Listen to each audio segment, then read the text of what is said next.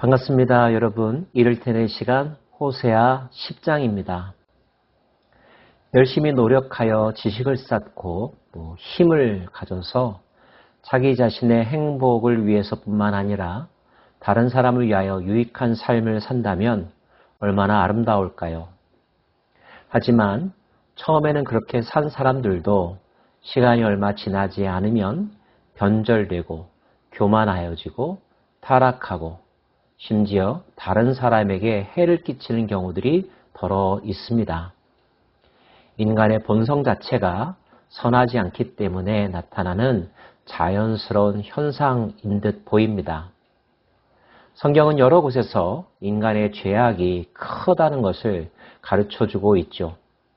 북이스라엘도 그러했습니다.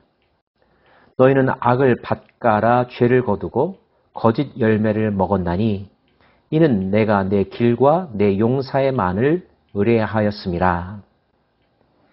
내 길과 내 용사의 많음을 의지했다는 말, 자기 지혜와 자기 힘을 의지하여 살았다는 것입니다.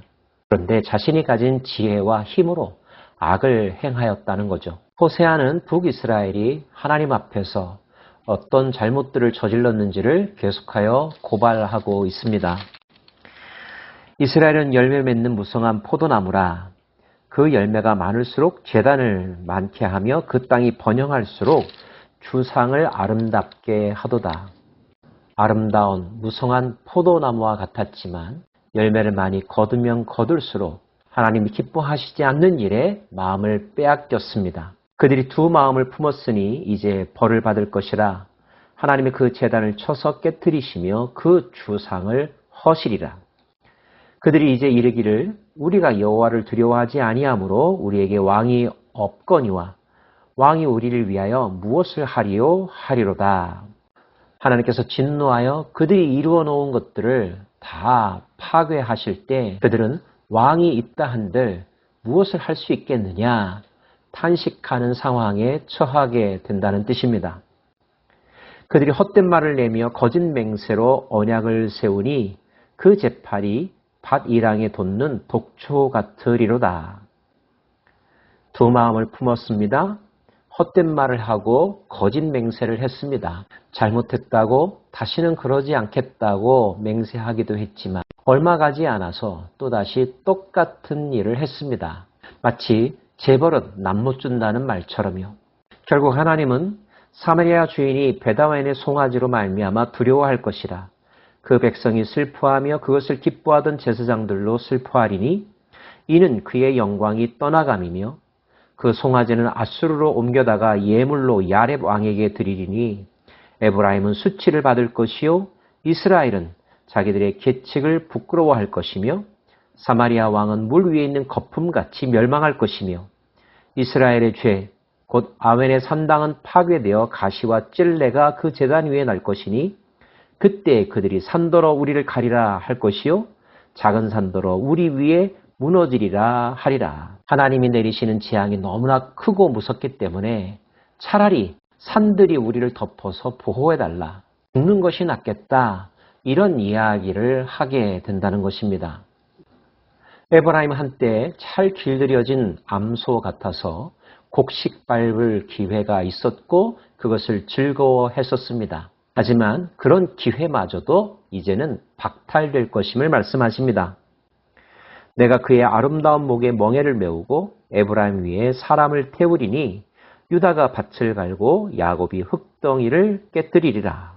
심판이 임박했음도 다시 강조하고 있죠.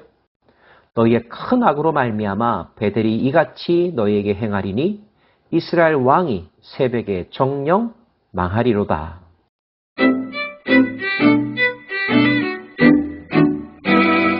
그렇다면 정녕 북이스라엘은 희망이 없는 것일까요? 살 길은 전혀 없는 것일까요? 그렇지 않습니다. 하나님은 진노 중에도 피할 길을 허락하시고 회복의 길을 준비하고 계신 분이시죠.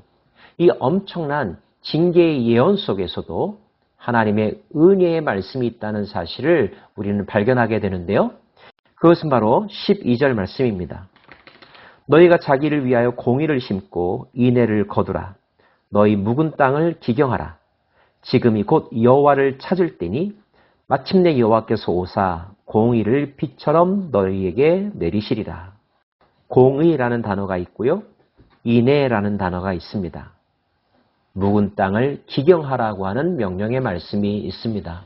하나님께서 그 땅에 대하여 실망하셨던 큰 이유는 하나님의 공의와 정의가 무너져 버렸기 때문이었죠.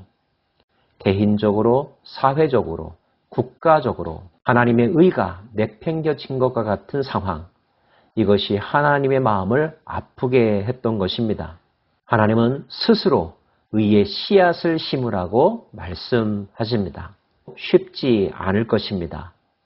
불의에 익숙한 삶을 살아왔더라면 말이죠. 그럼에도 불구하고 살아야 하기 때문에 우리는 의에 대하여 묵상해야 되고 의를 심는 삶을 노력해야만 합니다. 하나님은 인애도 강조하십니다. 사랑, 긍휼, 자비로도 번역될 수 있죠. 한편으로는 옳고 그름에 있어서 옳은 길을 선택하라고 하는 명령이고요. 그들의 삶 가운데서 용서와 긍휼과 자비를 회복하라는 명령입니다. 기억하시죠?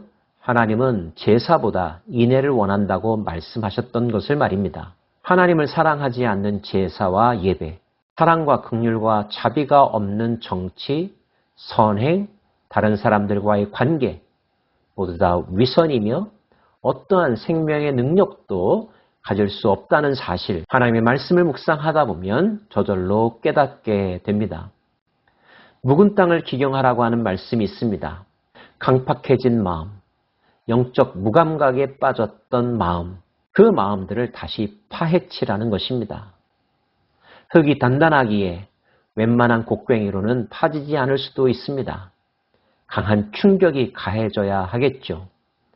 하나님의 말씀, 성령의 검으로 수술하고 도려내야만 할 것입니다. 점차 말씀에 대한 감각이 살아나고 깨닫고 통회하고 결단하고 노력하다 보면 우리의 마음은 옥토가 될 것이요. 말씀의 씨앗이 뿌려지게 될 때 30배, 60배, 100배의 결실들이 맺히게 될 것입니다. 하나님은 지금이 여호와를 찾을 때라고 말씀하십니다. 마음속에 더 이상 이렇게 살면 안 되는데 라고 하는 비록 작지만 분명한 성령의 음성이 들리기 시작할 때 외면하지 아니하고 도망가지 아니하고 그 말씀 앞에 무릎을 꿇는 것, 그리고 그 말씀을 받아 먹는 것, 말씀에 의하여 자신의 삶이 읽혀지는 것, 하나님께서 예비하신 은혜의 때이며 그 때를 놓치지 말라는 것입니다. 만약 우리가 그렇게 여호와 이름을 부르고 하나님을 다시 우리의 마음 가운데 모시게 된다면 하나님은 한편으로는 공의의 칼로 우리의 마음과 우리의 인생을 수술할 것이요, 다른 한편으로는 사랑의 덮개로 우리의 모든 허물을 싸매시고 치유하시고 새살이 돋게 하시고 새로운 인생의 주인공으로 세워주실 것입니다.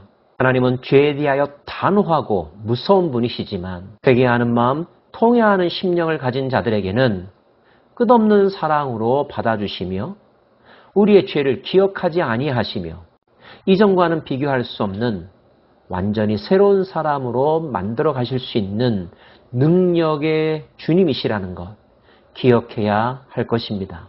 혹시 두 마음을 품고 살고 계십니까? 거짓을 말하고 헛된 맹세를 하는 일이 반복되어 일어나고 있습니까? 그런 인생의 마지막은 망하는 것임을 성경은 분명하게 가르쳐주고 있습니다. 그 말씀을 듣는 오늘 이 시간이 여호와를 찾을 때입니다. 의를 심고 인애를 거두실 수 있기를 원합니다. 마음의 묵은 땅을 기경할 수 있기를 원합니다. 안일함과 교만함과 강팍함을 뿌리 뽑으십시다. 부드러운 마음으로, 어린아이와 같은 마음으로 목마른 사슴과 같이 여호와를 찾고 찾기를 원합니다. 죽음의 길이 아니라 생명의 길을 가는 우리 모두가 되기를 간절히 바랍니다. 기도하겠습니다. 하나님, 주님을 찾습니다.